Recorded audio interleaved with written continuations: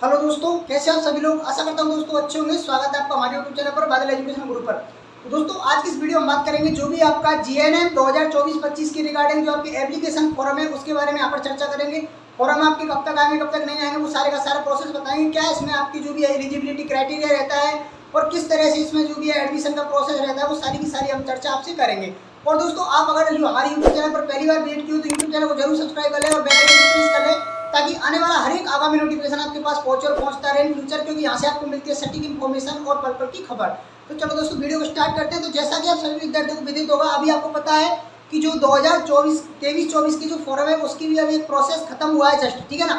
कहने का मतलब है कि 6 राउंड काउंसलिंग अभी चल रही है। तो उसके बारे में अब यहाँ पर काफ़ी विद्यार्थियों की डिमांड है कि सर ये नए फॉर्म है वो कब तक आएंगे, तो उनके बारे में यहाँ पर इस वीडियो को बनाया जा रहा है। तो सबसे पहले बात करते हैं कि जो आपकी ऑनलाइन फॉर्म है वो कब तक आएंगे कब तक नहीं आएंगे। तो जैसा कि आपको पता होगा प्रति वर्ष की तरह इस बार भी जो आपकी फॉर्म है वो आएंगे आपको। तो जैसा कि आपको पता होगा अब की बार जो आपकी फॉर्म है वो लास्ट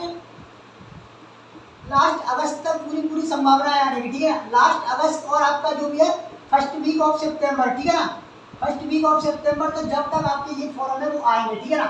ध्यान रखना लास्ट अगस्त तक अब की बार जो आपकी फॉर्म है वो आएंगे, क्योंकि आपके अब की बार जो फॉर्म है वो ज़्यादा डिले नहीं जाएंगे। अब की बार जो फॉर्म है आपकी बहुत डिले चले गए हैं, लेकिन अब की बार जो आपकी फॉर्म है अगस्त में आने की पूरी संभावना है लास्ट वीक तक, ठीक है ना। लास्ट वीक अगस्त तक आपका कोई ना कोई यहाँ पर नोटिस आ जाएगा, नहीं तो अगस्त में, नहीं तो आपका फर्स्ट वीक में आ जाएगा सितंबर के में, ठीक है ना। अब यहाँ पर बात करते हैं नेक्स्ट, उसके बाद में आयु सीमा की बात करते हैं। आपकी एज लिमिट क्या रखी जाती है। तो जैसा कि आप सभी विद्यार्थियों को विदित होगा, अभी आपका रिसेंटली में एक नोटिस आया था। उस नोटिस में आपका मेडिकल लाइन के अंदर एज लिमिट बिल्कुल खत्म कर दी गई थी। मतलब आप कहने का मतलब है एक एज लिमिट रखी गई है, इसमें 17 साल आपकी कम से कम उम्र होनी चाहिए, ठीक है ना। कम से कम आपकी 17 साल तो एज उसमें होनी चाहिए। उसके बाद में बात करते हैं आपकी ज़्यादा से ज़्यादा कितनी उम्र होनी चाहिए। वैसे इसमें 35 साल का ड्यूरेशन दे रखा है, ठीक है ना। 35 साल आपका ड्यूरेशन दे रखा है, 35 ईयर, लेकिन अब इसको बढ़ा करके 60 साल कर दिया गया है, ठीक है ना। लेकिन मोस्टली जो स्टूडेंट है वो 35 साल तक ही इसमें एडमिशन लेते हैं ज़्यादातर विद्यार्थी, ठीक है ना। तो कहने का मतलब है कम से कम जो आपकी उम्र है वो 17 होनी चाहिए और ज़्यादा से ज़्यादा आपकी एज है वो 35 साल आपकी इसमें होनी चाहिए। देन उसके बाद में बात करते हैं सीटों का क्राइटेरिया किस तरह से रहता है। तो सीटों के क्राइटेरिया की अगर इसमें बात करें तो जो आपकी सीटें रहती हैं 1060 आपको सीटों पर एडमिशन दिया जाता है गवर्नमेंट के लिए, और गवर्नमेंट और प्राइवेट को मिला करके 9000 सीटों पर आपको प्रवेश दिया जाता है, ठीक है ना। तो यहाँ पर गवर्नमेंट के लिए जो सीटों की बात करें तो गवर्नमेंट के लिए सीटों की इसमें संख्या है 1060 सीटें आपको इसमें देखने को मिलेगी सभी विद्यार्थियों को।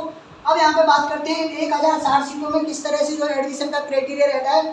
तो इसमें आपको पता होगा 80-20 का यहाँ पर रेशो चलता है, 80-20 का अनुपात चलता है। कहने का तात्पर्य है कि 80-20 मतलब होता है यहाँ पर 80% इसमें गर्ल्स ली जाती हैं और 20% इसमें बॉयज ली जाते हैं। कहने का मतलब है कि 80% इसमें लड़कियाँ ली जाती हैं और 20% इसमें लड़की लिए जाते हैं। इसका बाद का प्रोसेस बताएंगे, ठीक है ना। अब यहाँ पर बात करते हैं कोर्स का ड्यूरेशन। तो कोर्स का ड्यूरेशन की अगर बात करें तो 3.5 साल का ये आपका कोर्स रहता है। कोर्स ड्यूरेशन 3.5 साल का आपका ये रहता है, ठीक है ना। 3.5 साल में आपका ये कोर्स खत्म हो जाता है कंटिन्यूस, ठीक है ना। अब यहाँ पर बात करते हैं चयन प्रक्रिया की बात करते हैं। तो चयन प्रक्रिया की अगर बात करें तो 12th परसेंटेज बेस पर आपका इसमें एडमिशन होता है। 12th मेरिट बेस आपका इसमें एडमिशन होता है। कहने का मतलब ये कि 12th के परसेंटेज के आधार पर इसमें आपका चयन होता है। आप सभी विद्यार्थियों को जो 12th में आपकी परसेंटेज बनी है उसके आधार पर आपको लिया जाता है। और यहाँ पर बात करते हैं इसमें जो भी है कौन कौन से विद्यार्थी इसमें अप्लाई कर सकते हैं। तो देखो बायोलॉजी वाले स्टूडेंट ही इसको भर सकते हैं फॉर्म को, आर्ट्स वाले भी इसको भर सकते हैं, ठीक है ना। उसके बाद में बात करते हैं एग्रीकल्चर वाले भी इसको भर सकते हैं, मैथ वाले स्टूडेंट भी इसमें एडमिशन ले सकते हैं। तो कोई सी भी आपकी कैटेगरी हो आप सभी विद्यार्थी इसमें एलिजिबल हैं। बट इसमें यहाँ पर फर्स्ट प्रायोरिटी दी जाती है बायोलॉजी वाले स्टूडेंट को, देन उसके बाद में आर्ट्स वाले, एग्रीकल्चर वाले और मैथ वाले स्टूडेंटों को उसके बाद में प्रायोरिटी दी जाती है। इस तरह से जो सारा शेड्यूल रहता है वो आपका रहता है। और प्रति वर्ष इसमें काफ़ी बच्चे जाते हैं। तो आप भी अगर आपका भी सपना है जीएनएम करने का तो आप भी इस कोर्स में एडमिशन लें। लेकिन अभी आपका जो फॉर्म है वो तो लेट आएंगे, ध्यान रखना। अभी तक तो आपकी काउंसलिंग वगैरह चल रही है, लेकिन हमने आपको बता दिया है अगस्त सितंबर के मध्य जो आपके फॉर्म है वो निकलने की संभावना है सूत्रों के मुताबिक। जैसे कि प्रति वर्ष की तरह जो फॉर्म निकलते हैं अब की बार आपके अगस्त सितंबर में फॉर्म निकलेंगे। उसके बाद में बात करते हैं 80-20 का रेशो समझा रहे थे हम आपको। 80-20 का रेशो इस तरह से होता है कि आपको पता होगा इसमें 80% लड़कियां जाती हैं और 20% लड़के जाते हैं। मान के चलो किसी कॉलेज में 100 सीटें हैं तो 100 सीटों पर आपको पता होगा 80 लड़कियां ली जाएंगी और 20 लड़के लिए जाएंगे, ठीक है ना। 20% लड़के तो यानी 20 लड़की और 80 यहाँ पर लड़की ली जाएंगी। तो इस तरह से जो 80-20 का रेशो चलता है। मान के चलो 1000 आपकी सीटें हैं, 1000 सीटों में आप 1000 सीटें हैं तो 1000 सीटों में आप समझ सकते हो 80-20 के रेशो में 800 लड़कियां ली जाएंगी और आपकी जो भी पता जो भी है 200 लड़के लिए जाएंगे। तो इस तरह से इसमें जो चयन प्रक्रिया रहती है। कट ऑफ की अगर बात करें तो कट ऑफ आपकी इसमें कैटेगरी वाइज कट ऑफ जाती है, जैसे कि बात की चलो ST SC OBC general EWS सभी की प्रत्येक कैटेगरी की अलग अलग से जो कट ऑफ है वो बन के आती है, और इसमें मेरिट के आधार पर आपका जो चयन प्रक्रिया है वो होता है। तो अगर आपका भी सपना है GNM करने का, काफ़ी अच्छा कोर्स है, इसको आप कर सकते हो। इसका 3 साल का ड्यूरेशन रहता है। तो जो भी आपकी फॉर्म प्रोसेस सारा का सारा प्रोसेस हमने आपको बता दिया है। ये इसका नॉर्मल क्राइटेरिया रहता है जो हमने आपको मेंशन किया हुआ है।